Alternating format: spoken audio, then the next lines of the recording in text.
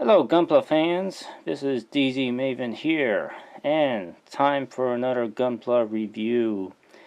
And today I decided to change it up from all the real grades I've been doing recently, and look at something older. This is the Master Grade Gouf Custom. This is a pretty old kit now. This came out back in 2001, so it's like pretty old now.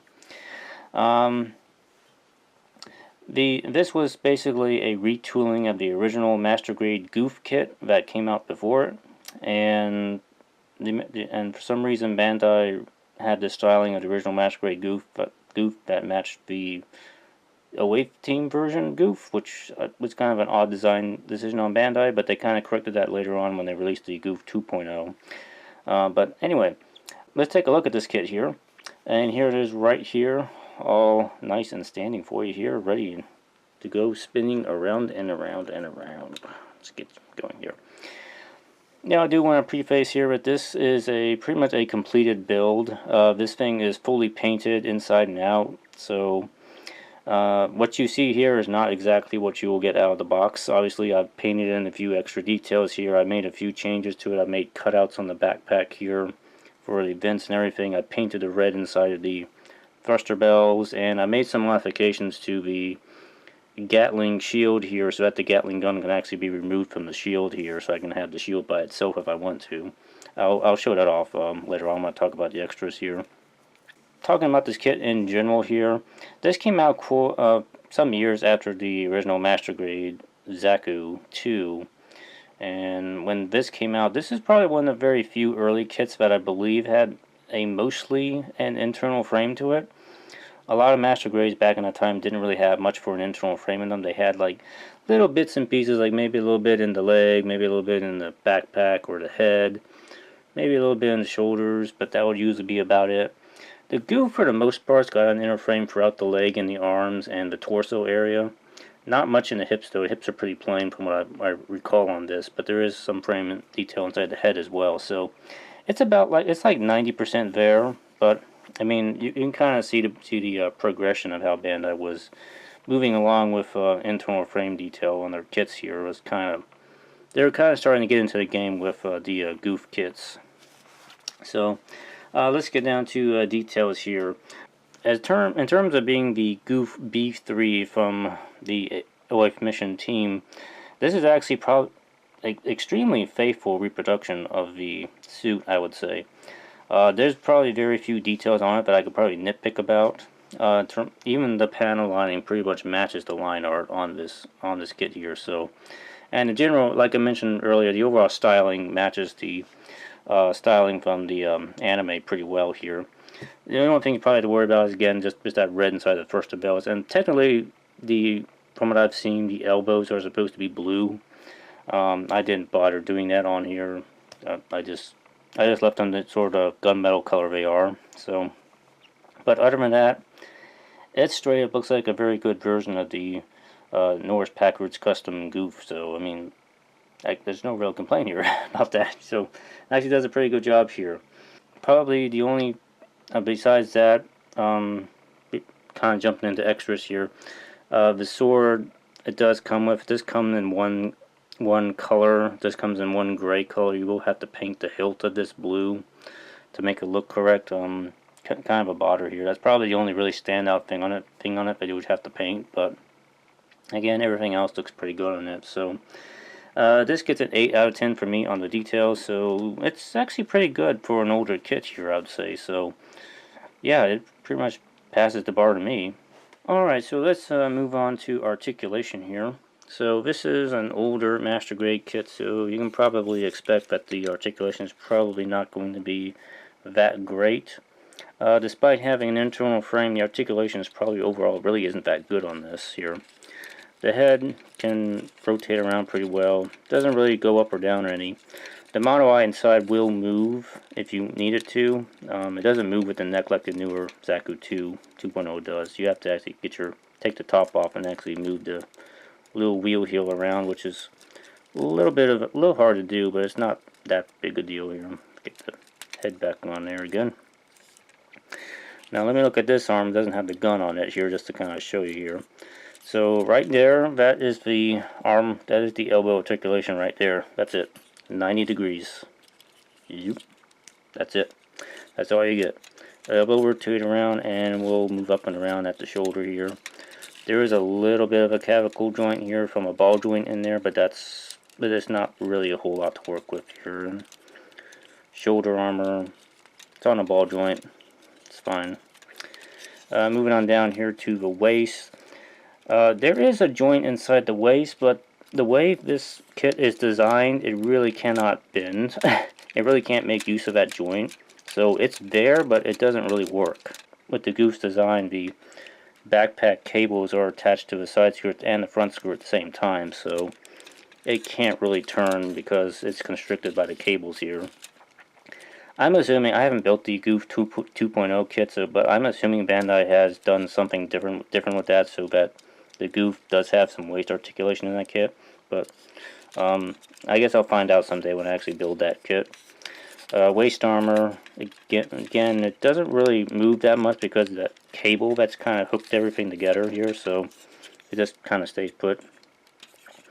Now moving on down to the legs here, I don't know if you can tell, the legs are really, they've gotten loose over time on me, so they kind of do the zigzags here, like, so this kit already has some trouble standing up. It's not gonna go forward very much on the legs here, and the bend at the leg is about just a little bit over 90 degrees. I mean, it's not that much here. The feet here, they can kind of angle themselves a little bit and bend back a little bit. They can bend really far for some reason. I would probably say they probably bend forward too far, because this leads to the Gouf kind of falling over flat on its face a lot, I've noticed, and because this joint is not particularly strong, so he's standing and he will just kind of bend over and fall down pretty easily because of this joint here, which I don't think was really necessary for it to go this far, but I think that was kind of a bad idea on Bandai's part. So, big thing you're probably wondering is, with this big gatling shield here, can the Gouf Custom actually hold this up? Well, there are screws incorporated inside the frame of this Master Grade, and I've seen some people able to pull it off, but on mine's he can't really hold it up that well. He's sagging at the hips actually, not at the arms here, so, and if I try to straighten him up, the arm sags. So I've tried to play around with this to try and get him to hold it up straight, and my results are often kind of mixed here. He can kind of hold it for just like maybe a few seconds, and he'll sag again a little bit. So, but yeah, this is a very big item, accessory here, so don't expect it to be able to hold it straight up very well here. So, but it looks very nice though. Looks good. But I mean, articulation wise, this is an older Master Grade. It's not that great. It's I think originally my memory of this kit, I was thinking it was able to do a lot more than it was, but I think over time it's just not really aged. It is not aged well, so it gets a 5 out of 10 from me, because it's, I guess Bandai probably could have done better at the time, maybe, but it's, I mean, this thing mostly has an internal frame, but doesn't really make use of it very well, so I kind of think maybe Bandai could have done better at the time with this, but it's just, it really is kind of a pain in the butt to try and pose this thing, because it likes to fall over a lot, so. But yeah, okay. Moving on. So, extras here. So, obviously the big extra is the Gatling shield here. This is a very nice looking weapon here. There is no doubt about that. If you get the Gouf Custom, this is what you are getting this guy for. So, you've got this shield, you've got the Gatling gun on here, you've got this heat sword on here, and you've got his 3-barrel handgun, I guess you want to call it that, the replacement for the actual Gouf's handgun. And you've got all of that on one arm. That is a lot of artillery and weaponry on one hand, so It is a little crazy, but it is pretty impressive looking. So, but let me try and take this off and let me show you the modifications I've done to this. I do want to mention that this guy comes with swappable fingers. It's not like the swappable fingers on some newer master grades, which is designed a lot better here. The ones on the Gouf here, they basically slot in through the fronts, and a lot of times they'll fall out pretty easily. So you want to keep track of these and not lose these. But the shield, besides being kind of held at the hand, is kind of hooked in right here at the back of the 3-barrel gatling gun. See if I can get this off here. There we go. So while I have it off, we'll look at the little gatling gun first here. Pretty nice looking weapon. It's hooked on with a little band that wraps around the wrist here, and then just plugs onto that. It's held on pretty securely, so it's not going to fall off or anything. It does have a little scope that you can kind of move around a little bit, and it's got this little clear piece that goes in there. I think it comes in orange, like the orange here. This is also a clear piece here, but you kind of want to paint it in to make it look right. So, and there's also a clear piece for the mono eye too, which you probably want to paint instead of using the sticker for. But anyway, it's a nice looking gun. It doesn't really do much. You can't take the ammo pack off of it or anything. I've seen in some pictures that Gouf holds ammo packs on the back here on these two holes, but the kit doesn't really come with any, so these just stay empty on it. So stand. Alright, so looking at the main weapon here, the Gatling shield here. Pretty long, pretty nice. You can see the inside here. It's all painted up and everything here. Sword comes out of the shield just like that. It's got a little nut peg on the handle for plugging into the hand here. It holds it okay. It's a little loose, but it holds it. It's a nice looking sword. I like it. And again, I went ahead and painted this up so it looks correct and nice here. So onto the Gatling shield here. Now I did modify mine so that I can remove the Gatling gun off of it and the back brace here so that you can have a standard Gouf shield on it. Normally with this master grade, this all comes affixed. When you put this together, you're basically sticking all the stuff onto the shield, and once it's on here, you can't really take it off again. I made modifications to mine by splitting this support frame right here and here. And up in here, I kind of cut it off so that the gun in this piece here can be removed, just like that. And the Gatling gun itself can be removed, just slide it off like that. And now I got the Gouf shield, and this just plugs onto the back of the 3-barrel gun here, just like so. So I can have him with the shield by itself. So anyway, that's the whoop. Almost dropped it. Anyway, there's the Gatling gun by itself here. So again, pretty nice weapon, pretty big, nice looking details on it. And you do get all the other little hand pieces with this. I know with mine I added in these extra detail accessory hands. I think these actually came from a detail up piece for a Zaku 2 kit, but I stuck them on here because they kind of matched it. So you get your open palm hand fingers and your closed, sort of not really closed fist hand, this is sort of a closed grip hand. And you do get trigger hands with this as well. Not that there are really any guns that the Gouf can really hold. I mean, you can try and work the old Zaku machine guns onto it, but it's kind of a pain in the butt.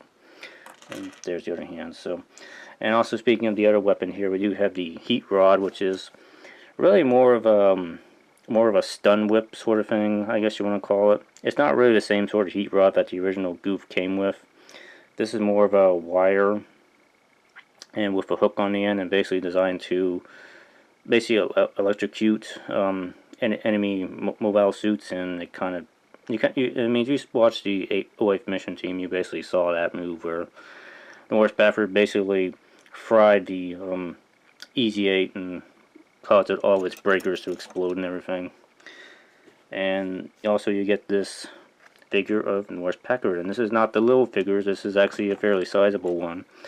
A lot of the older master grades came with these figures, and they all came in the same sort of skin tone color. You have to paint them up to make it look right, but they were pretty nice for collectors. But Bandai stopped making these eventually. I guess they were kind of not really that into making this sort of extra anymore, but it's pretty nice. It got some nice extras on it. I mean, if you're into figure painting, this is pretty nice to have. I mean, I'm not really into figure painting, so it just kind of stayed unpainted. So, but some good extras here overall here. So it gets an 8 out of 10 for me. So yeah, pretty nice stuff here. Alright, so getting on to the value of the kit here.